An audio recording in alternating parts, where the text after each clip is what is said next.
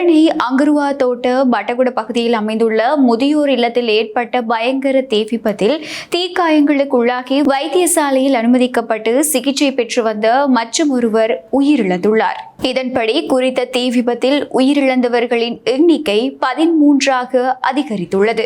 இந்த தீ விபத்தில் மேலும் 5 பேர் பலத்த காயங்களுக்குள்ளாகி தற்போது வைத்தியசாலையில் சிகிச்சை பெற்று வருகின்றனர். குறித்த விபத்து நடந்த சந்தர்ப்பத்தில் இந்த முதியோர் இல்லத்தில் மொத்தமாக 72 பேர் இருந்துள்ளனர். தீ விபத்து ஏற்பட்ட சந்தர்ப்பத்தில் கட்டிடத்திற்குள்ளேயே 10 பேர் தீயில் கருகி உயிரிழந்திருந்தனர். தற்போது கிடைத்துள்ள தகவல்களின் அடிப்படையில் குறித்த இடத்தில் தண்ணீர், மோட்டார் மற்றும் மல்டிபிளக்கால் ஏற்பட்ட மின்கசிவே இந்த தீ விபத்திற்கான காரணம் என தெரிய வந்துள்ளது.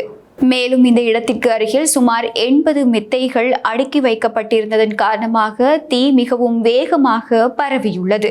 மேலும் குறித்த இடத்தில் தீயணைப்பு உபகரணங்களோ பாதுகாப்பு நடவடிக்கைகளோ மேற்கொள்ளப்படவில்லை எனவும் சுட்டிக்காட்டப்பட்டுள்ளது.